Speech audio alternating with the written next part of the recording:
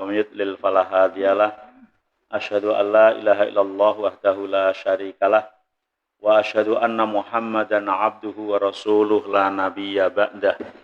Allahumma shalli wa sallim wa barik ala nabiyyina wa rasulina wa habibina wa syafi'ina wa maulana Muhammadin sallallahu alaihi wa alihi wasallam wa ala alihi wa azwajihi wa dzurriyyatihi wa man tabi'ahum ila yaumil qiyamah. Qala Allah Ta'ala fi kitabihil karim, a'udzu billahi minasyaitonir rajim. Ya ayyuhalladzina amanu ittaqullaha haqqa tuqatih wa la tamutunna illa wa antum muslimun. Ya ayyuhan nasu taqu rabbakumul ladzi khalaqakum min nafsin wahidatin wa khalaqa minha zawjaha wa batha minhuma rijalan katsiran wa nisaa'a. Wattaqullaha alladzi tasaaluna bihi wal arham innallaha kana 'alaikum raqiba. Bapak-bapak, ibu-ibu rahimani wa rahimakumullah, alhamdulillah wa syukurillah. Puji dan juga syukur kita panjatkan kepada Allah Subhanahu wa taala yang telah memberikan kepada kita nikmat, rahmat, taufik, hidayah kepada kita semua hingga pada malam hari ini kita bisa bermuajahah, bermusafahah dalam satu majelis yang penuh dengan barokah. Semoga Allah memberikan ilmu kepada kita yang bermanfaat dan amal kita senantiasa diterima oleh Allah Subhanahu wa taala. Shalawat dan juga salam semoga tercurahkan kepada Nabi kita Muhammad sallallahu alaihi wa alihi wasallam dan juga kepada para sahabatnya, para keluarganya serta pengikut setianya ila yaumil qiyamah. Hadirin hadirat rahimani wa rahimakumullah, masih di khutbah Jum'ah ya. Ma yustahabbu fil khutbah. Kalau kemarin rukunnya sudah jelas. Khutbah itu isinya nasihat. Isinya memberikan pengarahan, memberikan pemberitahuan, menyuruh melakukan perkara hak, melarang perkara mungkar, itu intinya. Tapi ketika disusun dengan susunan yang menjadi utama, itu ada sunah-sunahnya. Ya, ada sunah-sunahnya. Jadi ya, misalnya khutbah itu tiba-tiba hanya nasihat saja ya boleh-boleh saja gitu ya. Tapi yang lebih bagus, lebih afdal ketika terpenuhi sunah-sunahnya. Di antaranya yang pertama adalah ibtada'uha bihamdillahi wassana'i alaih wassalati ala rasulihi wa tasyahud. Membaca alhamdulillah, memuji Allah, baca sholawat, dan baca syahadat. Dimulai dengan membaca alhamdulillah, ya, memuji Allah, membaca sholawat, dan membaca tasyahud atau syahadat.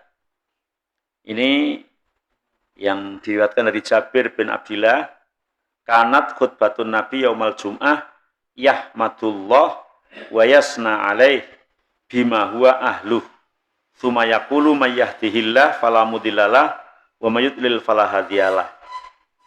Kata Jabir bin Abdillah, Nabi setiap khutbah itu pasti memuji Allah, kemudian membaca sholawat, ya, kemudian membaca may yahdihillah fala mudhillalah wa may yudlil fala hadiyalah.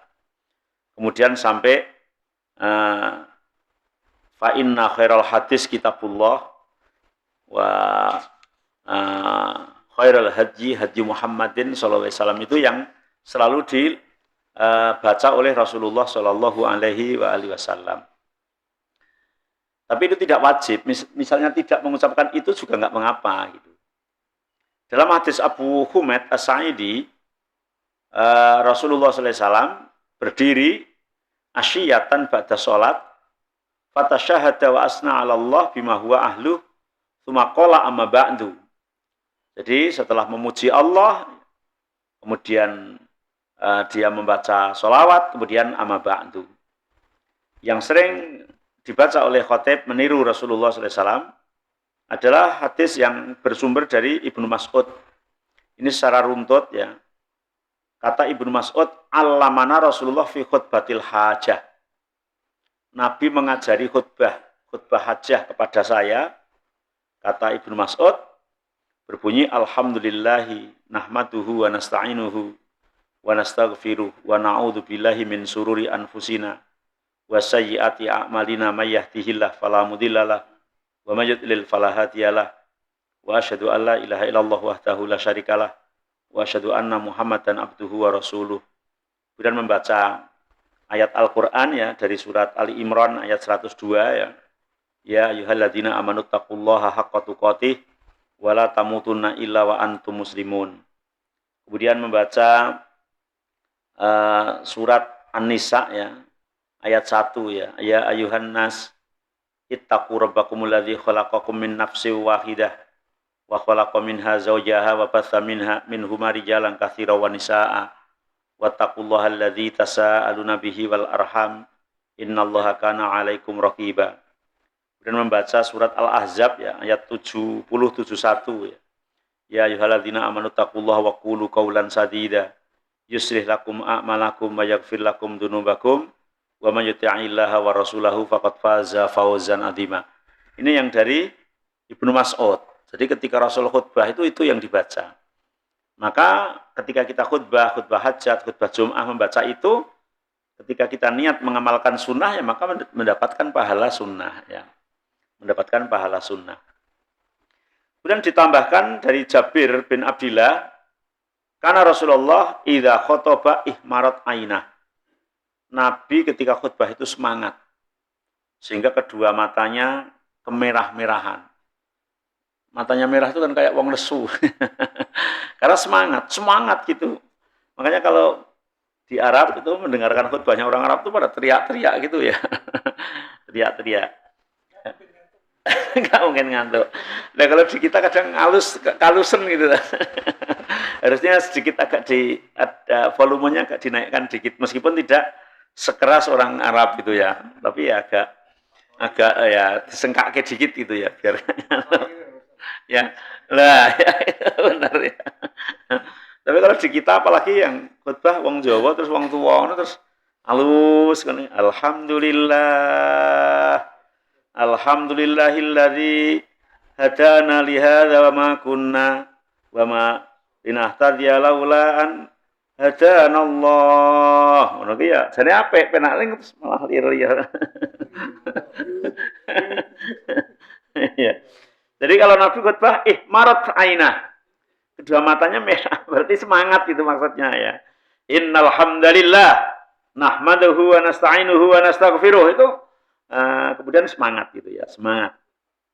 Wa ala sautuhu, suaranya tinggi, ya, berarti keras ya. Benar kayak Pak Torik keras nih khutbah ya. Wastadda ghadabuhu, seolah-olah seperti orang marah. Seolah-olah seperti orang marah. Ya. Ini riwayat dari Jabir ini ya.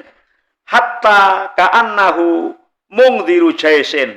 Seolah-olah seperti sedang memimpin di medan perang. Ya. Kayak ayo serang, ayo tembak gitu ya. Kayak ya semangatnya itu luar biasa gitu ya. Yaqul kadang-kadang mengucapkan begini, sabbahakum wa masakum. Hari pagimu dan hari soremu. Bu'istu ana wa sa'ah kahatain. Aku diutus antara aku dengan kiamat seperti 2 jari ini. Itu semangat. Aku diutus antara aku dan hari kiamat seperti 2 jari. Artinya kiamat sudah dekat. Sejak zaman Nabi itu sudah dekat gitu ya. Sekarang berarti lebih dekat itu ya. Wa yukirna baina isba'aihi as-sababah wal wusta. Jadi begini. Kemudian amma ba'd fa inna khairal hadis kitabullah wa khairal haji Muhammadin wa syarral umur muhdatsatuha wa kullu muhdatsatin bid'atun wa kullu bid'atin dolalatun wa kullu dolalatin finnar. Itu dengan suara yang lantang gitu ya. Yang lantang. Maka kemudian tidak ngantuk. Jadi ya memang tepatnya khutbah itu ya agak keras gitu ya, agak kenceng gitu, tidak terlalu lembek. Karena kalau terlalu lembek bener wong ngantuk semua. Yang kemarin saya sampaikan sebetulnya kalau si khotib itu berfungsi seperti Nabi gitu aja ya.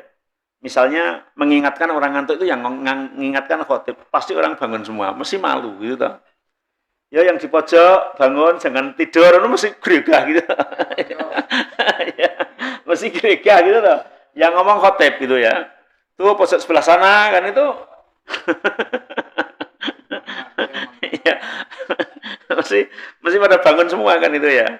Ya, tapi kadang mungkin khotibnya nggak pede kayak begitu ya. Iya. Iya. Kok aneh-aneh iki khotibnya gitu ya. Belum terbiasa. Padahal boleh itu ya. Yang tidak boleh itu antar jamaah, interaksi antar jamaah yang nggak boleh. Berarti nggak memperhatikan khotib. Bahkan kalau jamaah bersama khotib itu boleh gitu ya. Waqat sohan Umar bin Khattab wabni Mas'ud annahuma kana yastaftihani bihadza khutbatil jum'ah wa ghairiha. Bahkan Umar bin Khattab dan Ibnu Mas'ud selalu khutbah menggunakan apa yang dilakukan oleh Rasulullah Shallallahu Alaihi Wasallam. Jadi sunnahnya yang pertama tadi adalah memulai dengan Alhamdulillah, memuji Allah, membaca sholawat, membaca syahadat, dan membaca amma ba'du fa inna khairal hadis kitabullah dan seterusnya. Sunnah yang kedua tadi sudah disinggung, tapi dinomori sendiri. Tafhimu amril khutbah waraf'u saut. Serius dalam berkhutbah dan mengeraskan suara. Serius. Kalau sudah ditunjuk jadi khotib ya, khutbahnya harus serius gitu ya. Entah baca teks Arabnya, membaca terjemahnya, itu yang serius gitu ya. Saudara-saudara sekalian, jamaah-jamaah yang kami hormati, mari itu ya dengan ya suara lantang itulah. Ya, jadi menggunakan kata yang tegas gitu supaya semuanya itu kemudian ya fokus mendengarkan. Jangan ya kalau dengan bahasa halus ya tadi orang itu liar-liar malah. Nah, jamaah Jumat ingkang kita hormati, monggo kita tambahaken takwa dhateng Allah Subhanahu wa taala. Mboten masalah bahasane tapi masalah lagune gitu ya. Intonasinya gitu ya. Mbok basa Jawa tapi keras ya. Luar biasa gitu ya. Ya tidak terlalu halus. Artinya supaya betul-betul fokus. Mesti orang, ini semangat banget itu ya. Coba kalau kita melihat orang kampanye itu kan pas orasi itu kan maka enggak, apakah ada orang yang pas kampanye itu orang-orang pesertanya pada ngantuk? Tidak ada ya. Karena yang orasi itu keras gitu ya. Mesti padahal sing diomongke ya mbok.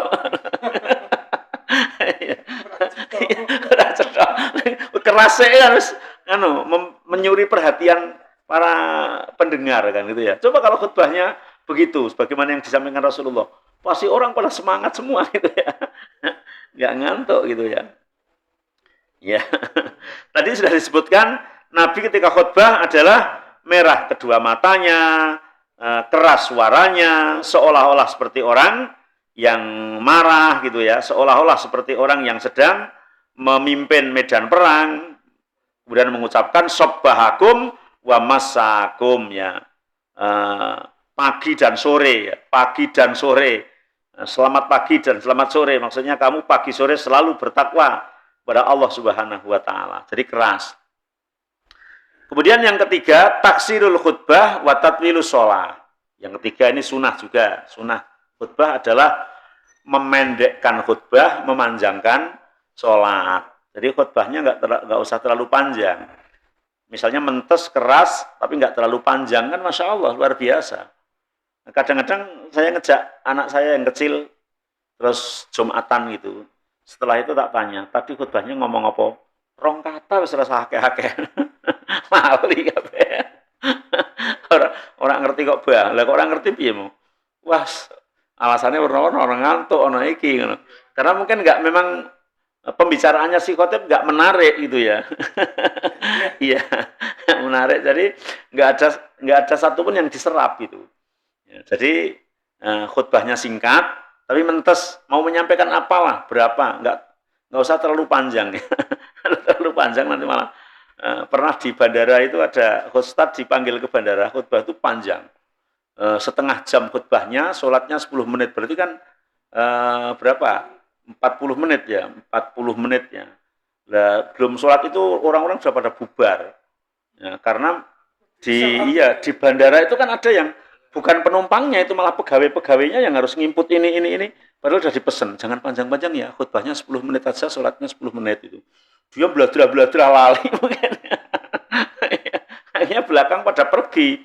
Iya, karena pegawai bandara yang di situ kan harus nginput ini nanti penerbangan jam berapa gitu ya.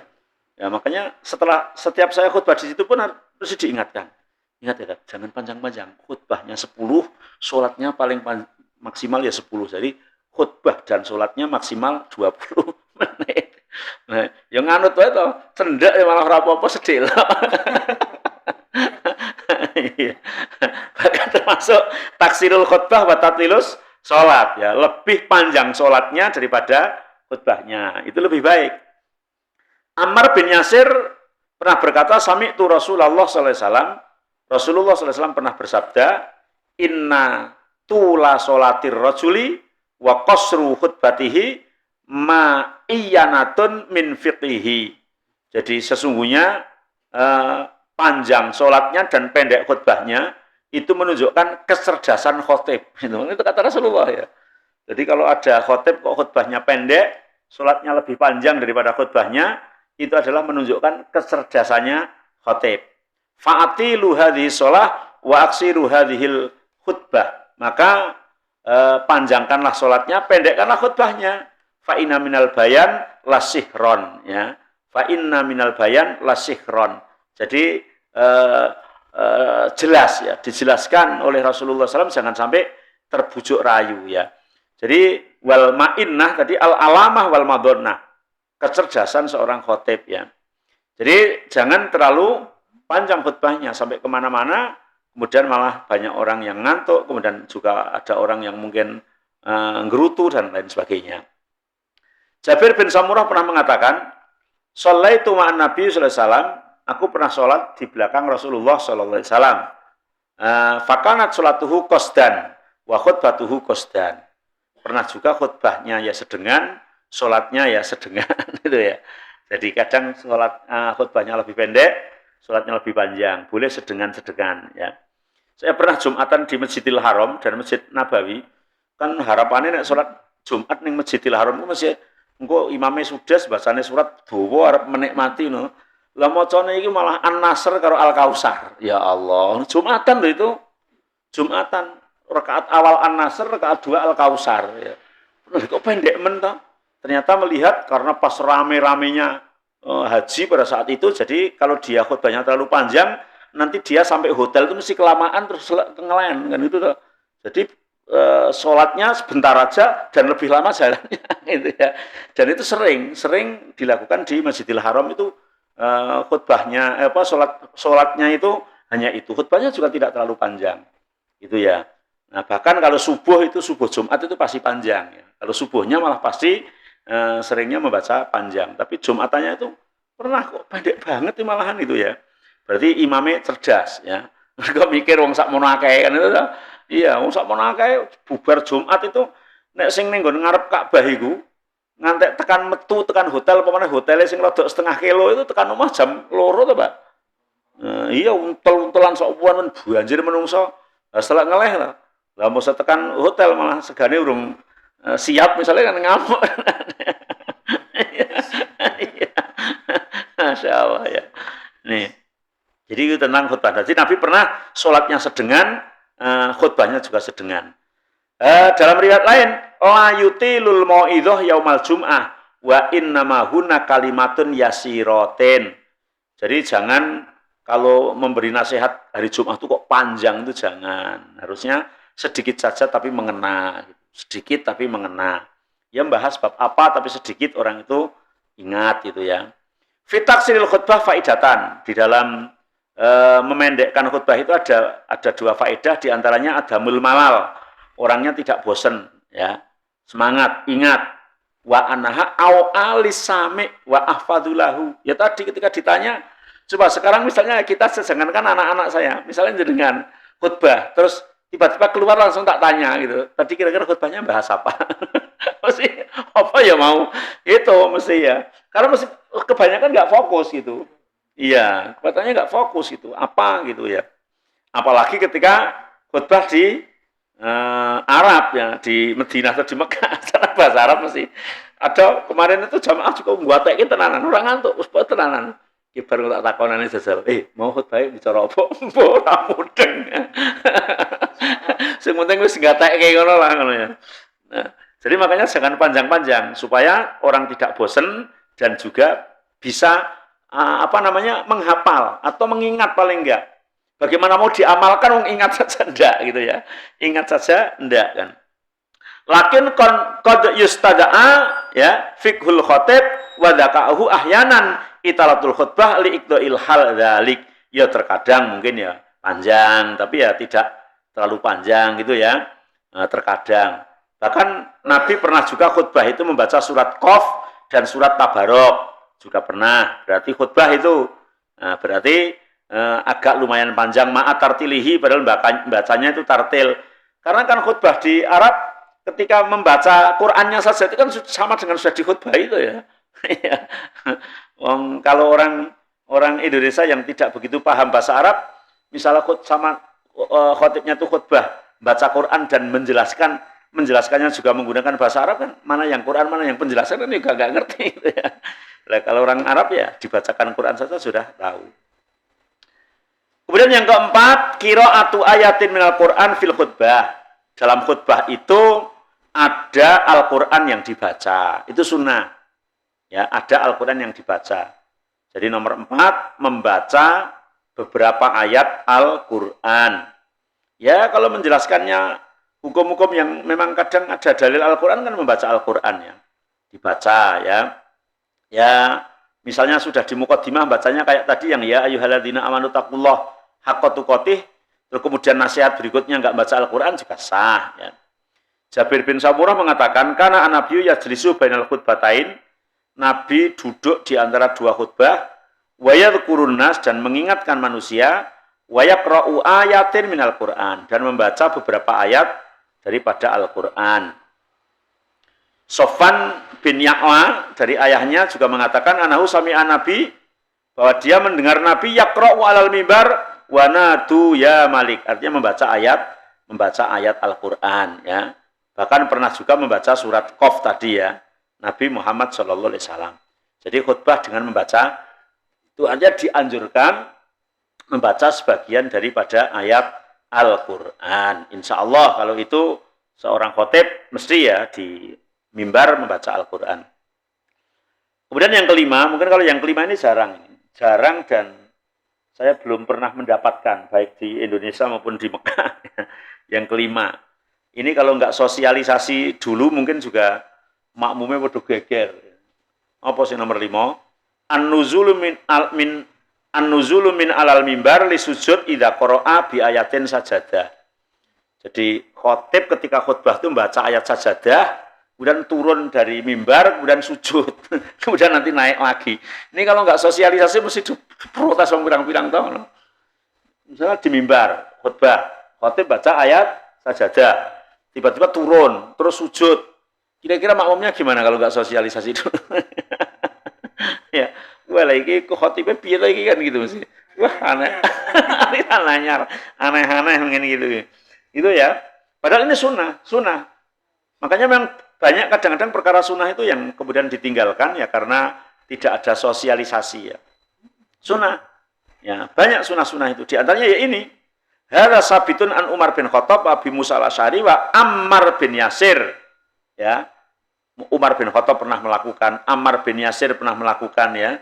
Kemudian Abu Musa al-Asy'ari pernah melakukan khutbah ketika di panggung di mimbar membaca ayat sajadah kemudian turun sujud, bahkan pernah juga sujud di atas mimbar. Ya. Tapi harus kita sosialisasi dulu, jangankan di atas mimbar. Wong sholat imamnya baca ayat sajadah kemudian sujud saja, kalau nggak sosialisasi banyak yang bingung kok, banyak yang subhanallah gitu ya. Taunya imamnya lupa gitu ya, karena nggak sosialisasi. Misalnya lagi azan sepertiga malam, kalau nggak sosialisasi dulu mesti pada bingung tuh masyarakat itu. Ya, coba Pak Ugeng tiba-tiba jam 3 ke musola azan, mesti ngesuk diprotes. Ngerti nih? Tangi ora delok jam tuh, urung subuh Pak, wis azan. Padahal niat azan malam gitu ya. Nah, karena harus sosialisasi memang, harus pemberitahuan ya. Kemudian yang keenam, ad-doa lil muslimin fil khutbah. Mendoakan kaum muslimin ya ketika khutbah.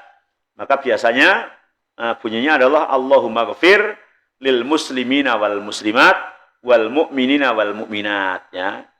Ya Allah, semoga Engkau ampuni semua orang mukmin, laki-laki maupun perempuan, orang muslim laki-laki maupun perempuan. Dalam hadis dari Samurah, anna Nabi sallallahu kana yastaghfiru lil mu'minin fi kulli jum'ah. Setiap Jum'ah Nabi selalu mintakan ampun kepada orang-orang mukmin, ya. Kemudian isbatu anna nabiyya kana yad'u fi khutbatihi. Nabi berdoa, ya. Ketika khutbah, berdoa. Kemudian karahatu raf'il imam yadaihi idza da'a al mimbar. Wa anna sunnah ayyushira bi usbu'ihi as-sababah. Khotib loh, ketika di mimbar dan berdoa itu tidak dianjurkan mengangkat tangan begini, tapi khotib itu berisyarat dengan jari. Allahumma ghafir lil muslimina wal muslimat wal mu'minina wal mu'minat al ahya'i minhum wal amwat, ya. Allahumma dan Allahumma itu tidak begini, tapi mengacungkan jarinya. Dan itu yang dilakukan oleh Rasulullah Shallallahu Alaihi Wasallam. Jadi bukan begini, tapi begini. Itu. Ini. Jadi yang sunnah adalah mengacungkan jarinya. Ya. Dikuatkan oleh hadis Sahal bin Sa'ad. Dia berkata, ma ra'aitu Rasulullah syahiron yadaihi qattun yada'u ala mimbarihi wala ala ghairihi. Nabi tidak pernah berdoa di atas mimbar dengan mengangkat tangannya. Walakin ra'aituhu yaqulu hakadha wa asara bisababah wa aqada al-wusta wal ibham. Tapi Nabi ketika di mimbar berdoa itu begini. Begini ya. Begini atau begini, ini dibunterkan gini, digegem, yang ini ngacung. Nah, gini, Allahumma shalli ala Muhammad wa ala ali Muhammad kama shallaita ala Ibrahim wa ala ali Ibrahim. Ini mau anteng terus boleh. Ya, tapi enggak ngangkat gini, tapi hanya mengacungkan jarinya. Dari telunjuknya, ya. Wala ahadul wajhain indal Hanabilah waqtara Syekhul Islam. Yustasna mimma taqaddama du'ahu fil istisqa fasabit fihi khassah raf'ul yadain kama taqaddama fil istisqa.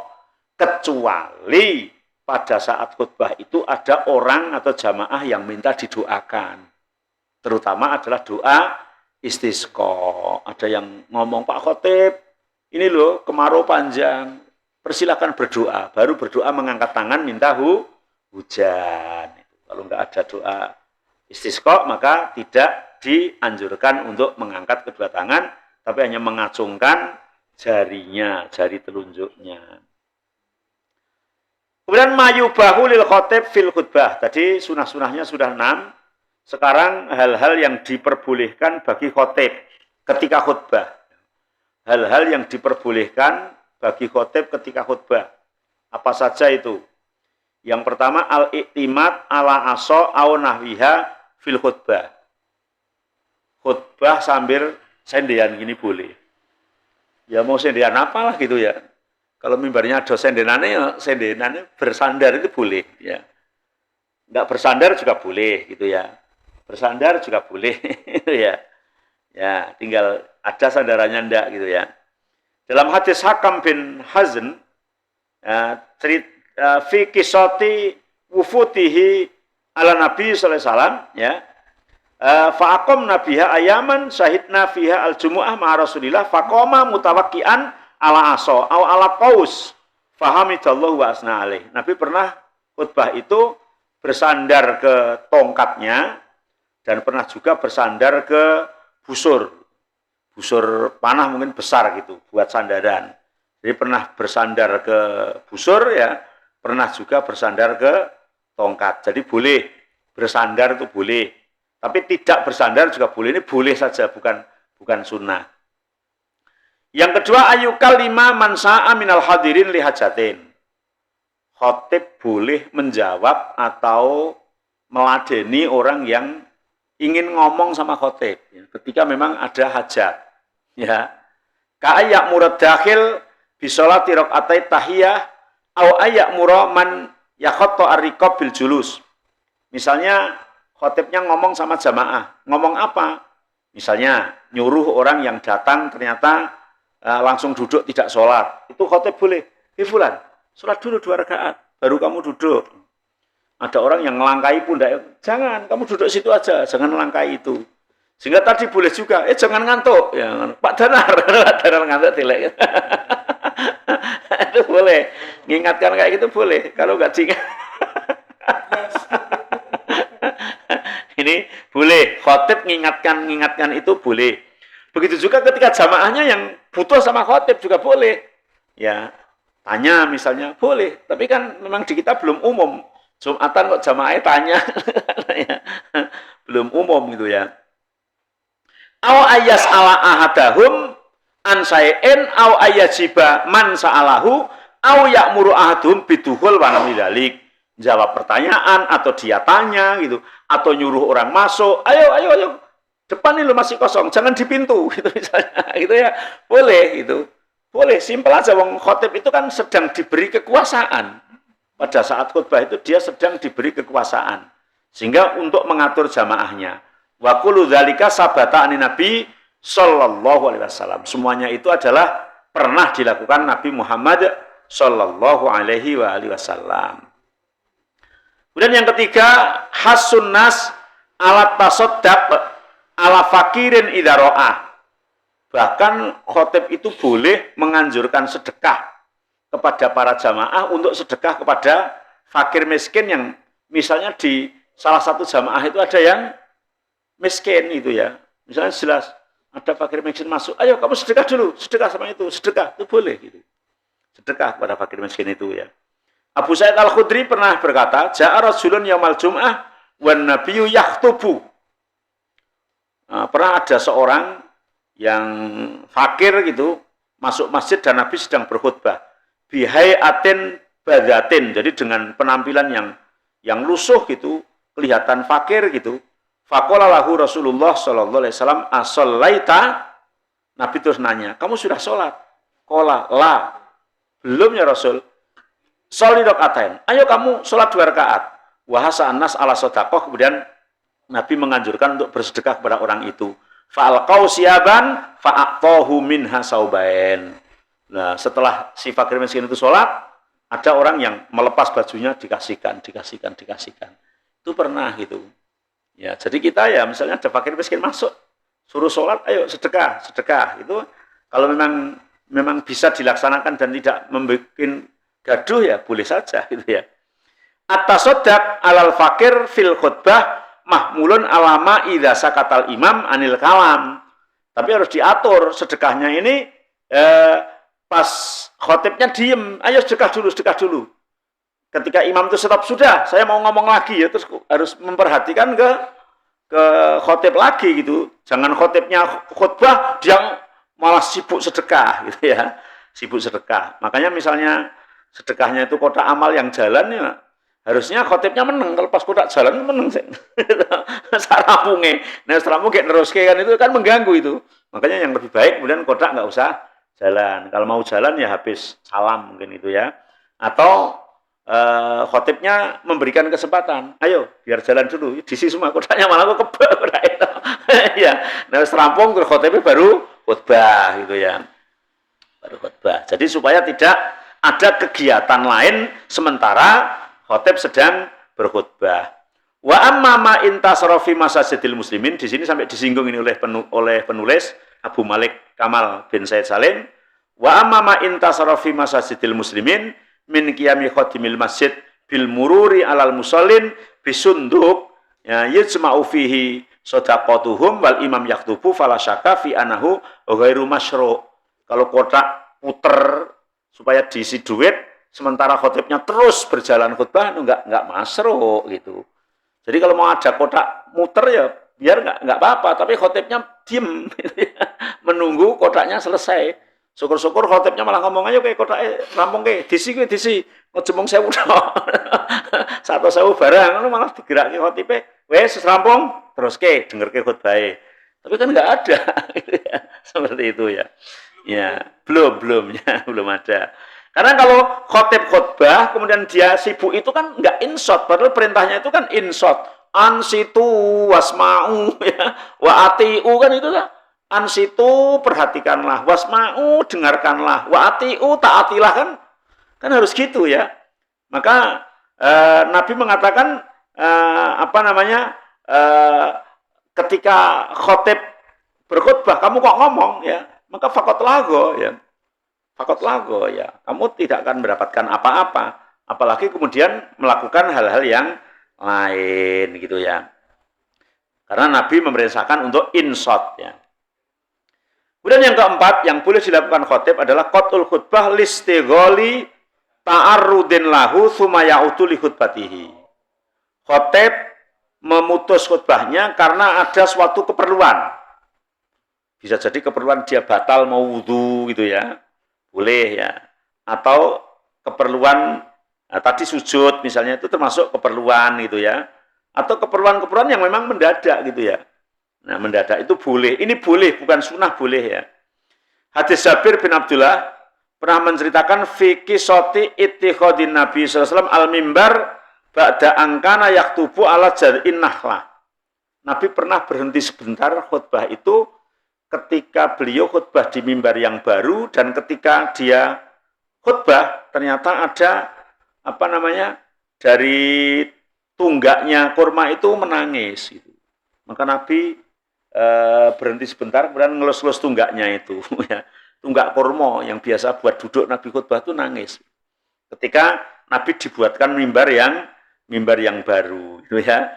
Falamakana yaumul jum'ah dafa'a ilal mimbar fasohat an-nakhlah siyahas sabiyyi. Bahkan nangisnya seperti nangisnya anak kecil. Ngerinya ya, mungkin apa ya? Apa gimana gitu, kayak nangis anak kecil gitu. Nah, Nabi kemudian tsumma nazala an-nabiyyu fadhamahu ilaih. Nabi terus kayak ngeneng-ngeneng bocah cilik gitu, meneng rak popo gitu ya. Rak popo gitu ya Allah. Jadi saking cintane kepada Nabi, kalau Allah berkehendak ya, tunggak kurma bisa nangis gitu. Tapi di sini dalilnya berarti menunjukkan boleh khutbah itu berhenti sebentar karena ada sesuatu keperluan. Itu boleh gitu ya. Dalam hadis Rifa'ah juga dikatakan intaha itu ila Nabi wa yaktubu, aku sampai kepada Nabi dan Nabi sedang khutbah. Qala fakultu ya Rasulullah rajulun gharibun ja'a yas'alu an dainihi la yadri ma dainu. Ya Rasul, ada seorang yang enggak tahu dari mana itu, orang asing tiba-tiba datang nagih hutang, gimana itu ya? Qala fa'aqbil alayya, dibawa ke sini ya. Rasulullah sallallahu alaihi wasallam fataraka khutbatahu hatta intaha ilayya fa'ata bi kursiyin habisat qamihu hatidan. Qala faqata Rasulullah wa ja'ala yu'allimani mimma alamahullah tsumma ata khutbatahu fa'atama akhirahu. Maka Nabi kemudian turun menemui orang itu ya, kemudian setelah itu baru meneruskan khutbahnya. Ini di sini menunjukkan boleh berhenti sebentar karena suatu keperluan. Kemudian yang kelima, al-faslu bainal khutbah was-shalah listigholi bil hajati tu'ridun lahu. Memisah antara khutbah dan sholat karena suatu keperluan. Keperluan juga. Jadi khutbahnya selesai, khutbah pertama terus duduk, terus khutbah kedua, kemudian dikomati itu, kemudian ada suatu keperluan dulu, itu boleh. Mungkin meluruskan shop keperluannya. Atau kalau batal ya wudu gitu ya. Ya. Kadang-kadang kan kita ada sesuatu yang mengharuskan, tapi karena nggak umum, kadang malah nggak berani gitu ya. Misalnya sudah habis khutbah selesai, kemudian perutnya sakit, mungkin harus kentut gitu, kalau enggak itu sakit, tapi tetap ditahan aja ngimami dulu. Karena kadang walaupun boleh, karena nggak umum kan itu ya. Padahal boleh itu ya. Anas bin Malik mengatakan, laqad ra'aitu Nabiyya sallallahu alaihi wasallam ba'dama tuqam as-shalah yukallimuhur rajul yaqumu bainahu wa bainal qiblah. Setelah Rasulullah SAW selesai khutbah, dikomati mau sholat, itu ada orang yang ngajak ngomong sama Rasul ya, yukallimuhur rajul yaqumu bainahu wa bainal qiblah, yang duduk di depannya Nabi antara kiblat dan dia. Famazala yukallimuhu falaqad ra'aitu ba'duna yanaisu min tuli qiyamin nabi malah orang itu ngobrol terus sampai kami itu pada ngantuk gitu kata sahabat ya. Karena Nabi masih ngomong terus, mungkin omong sangat-sangat diperlukan gitu ya. Sehingga bahkan jamaah itu sampai pada ngantuk. Ya hal yang seperti ini karena hal yang dibolehkan saja. Jadi artinya ketika memang terjadi hal-hal yang seperti itu ya kita jangan apa ya, kemudian ribut gitu ya. Ada di suatu masjid itu hanya imamnya melakukan sawu sufu fakum fa inna tasbiyata sufuf min tamami sholah, rapatkan dan luruskan. Itu ada makmum yang gerutu. Ngimami lek tekbir kok ngomong kakian ngomong ngono ada gitu ya. Jadi mungkin merasa dia itu ya rak sabar ngono ya kok ngobrol-ngobrol sik barang ngono. Mbok wis maju lek tekbir itu kan saking enggak tahunya permasalahannya kan itu ya. Padahal meluruskan shop itu merupakan tanggung jawab imam dan itu bagian dari ibadah meniru Rasulullah Shallallahu Alaihi Wasallam. Nah, kadang-kadang mungkin kita ketika ada khotib, ada imam, kemudian melakukan hal-hal yang sebetulnya boleh, tapi kita belum tahu, kadang kita ngerutu, hanya berani omong atau tidak kan gitu ya. Nah, lebih-lebih ketika sampai Nabi itu udah diikomati kok nggak tekbir-tekbir, mungkin kalau sekarang kan protes gitu ya. Nah, situ sholat protes jadi. Nah orang gelem imamnya ganti kancane rak wis. Nah ini. Jadi ternyata itu hal yang diperbolehkan. Kemudian af'alul makmumin ya. Isaknya seberapa? Kurang berapa menit? 3 menit. Pertanyaan aja. Persilahkan kalau ada pertanyaan karena kemudian panjang ini berikutnya ya. Persilahkan kalau ada pertanyaan. Yang akan datang insya Allah masih bahas al-af'alul makmumin halal khutbah. Ketika khutbah itu makmum harus ngapain, di mana gitu. Ini akan dibahas yang akan datang. Persilahkan kalau ada pertanyaan. J, monggo Pak.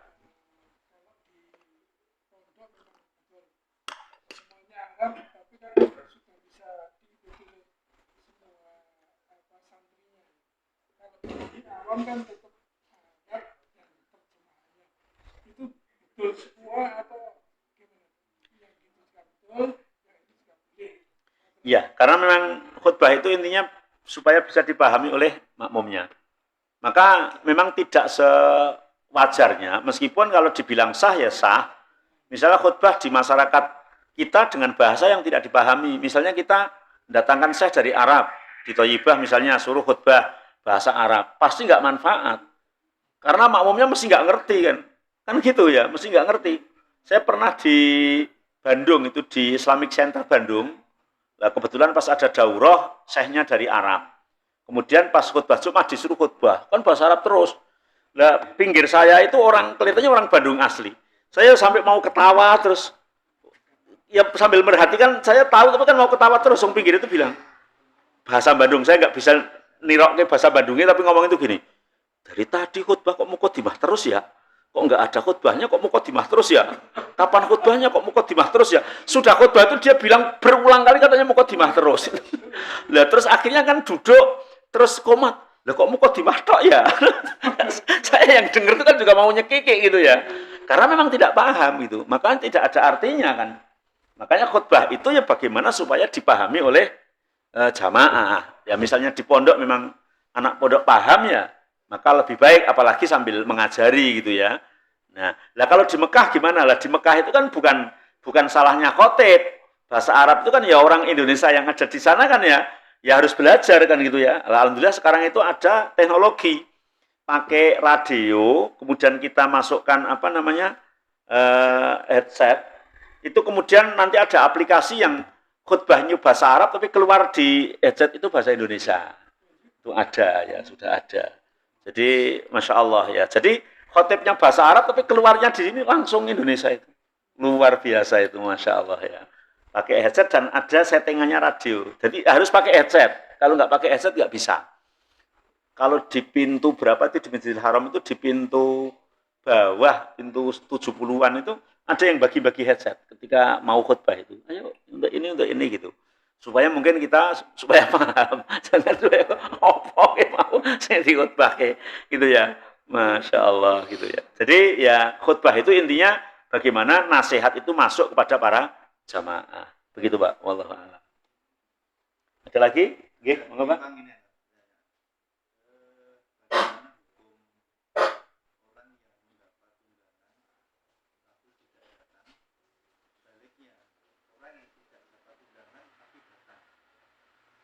Eh, itu sebetulnya tinggal uref. Ya. Uref.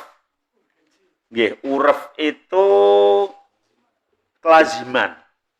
Ada di suatu tempat itu, orang tidak diundang, kok datang, itu sarupol. Pokoknya merendahkan diri banget lah. Dia termasuk orang yang iya, jadi itu wis delap tenan ora diundang kok teko ngono ya. Itu ada gitu. Tapi ada di sebagian tempat itu orang nggak diundang datang, itu yang didatangi sebenarnya luar biasa juga ada. Maka kita harus melihat urufnya gitu ya, melihat urufnya. Karena ada memang sebagian tuh ngundang, misalnya undang 50 orang, itu memang panganannya yuk pas 50 kui. Sehingga misalnya ada orang yang datang yang nggak diundang, itu yang dua ya susah gitu ya. Itu ada. Tapi ada orang itu ngundang 50 mesti sediane makan 100 gitu toh. Jagani menek menawa nggawa anake, nggawa bojone, nggawa adine kan itu ya. Kan ya ada yang seperti itu. Maka kita melihat uruf. Melihat uruf. Nah, untuk orang yang diundang tidak datang itu seharusnya memberitahu. Kalau tidak memberitahu itu kacau, ya. Ya, kalau memang undangannya itu betul-betul undangan makan, undangan-undangan yang betul-betul diharapkan datangnya. Kalau nggak datang itu nanti yang undang itu mesti apa ya? Misalnya makanan nggak kemakan, kemudian nanti dibuang ini gitu, ya. Atau suatu penghormatan kalau nggak datang berarti gue ngece be aku gitu misalnya kan gitu toh. Lah makanya kalau nggak datang harusnya izin karena diundang nggak datang itu termasuk maksiat kalau kita sudah sanggup. Sanggup itu tidak harus mengatakan saya sanggup, tapi diam saja itu berarti kan sanggup toh. Iya. Tapi sekarang itu kadang-kadang beda, ada undangan, ada uleman. Saya nggak tahu sebetulnya uleman sama undangan itu sama atau enggak gitu. Mungkin kalau di kota bisa beda, kalau di kampung orang kampung mantu nyebar uleman itu ternyata tak pahami, tak simak itu nggak perlu orangnya datang kok Pak. Yang penting sumbangannya teko. Nggih, di kampung itu ya berarti kan beda gitu. Misalnya undangannya titip, sekarang aku titip lu ya terima sing duwe gitu. Itu ada. Makanya antara kampung satu dengan kampung yang lain bisa berbeda-beda. Tapi ada orang punya gawe itu geden-geden, ngundangnya banyak 500 orang, di situ ditulisi tidak menerima sumbangan. Karena kan memang benar-benar supaya orangnya datang. Maka antara satu orang dengan orang lain bisa berbeda, kampung satu dengan kampung lain bisa berbeda. Kita harus melihat kelazimannya. Urufnya itu harus betul-betul dilihat. Begitu Pak. Wallahu a'lam.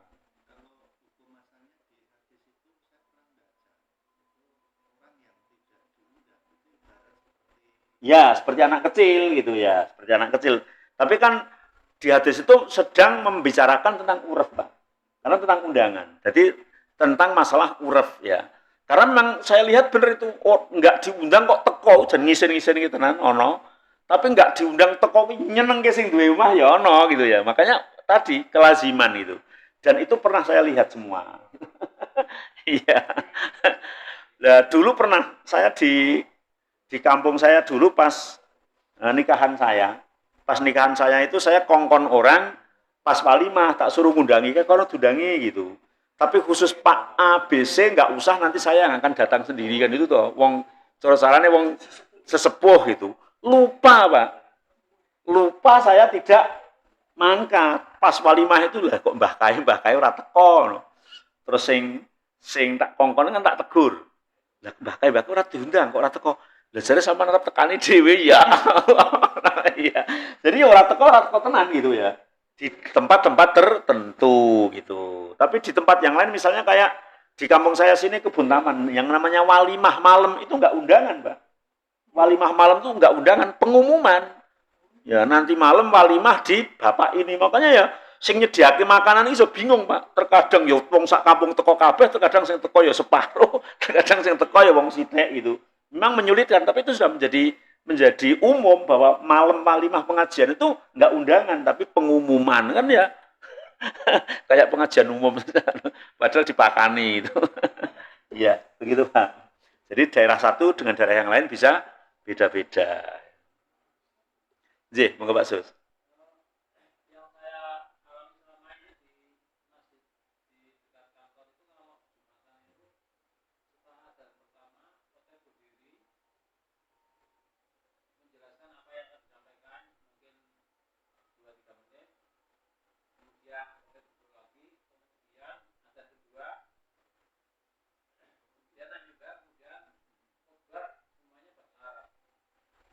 Hmm.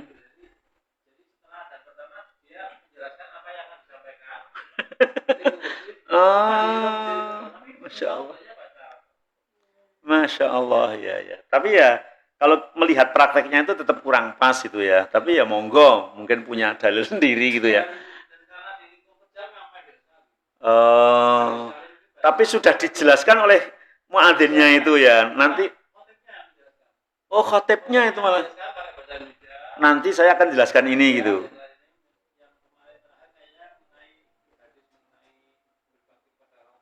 Oh.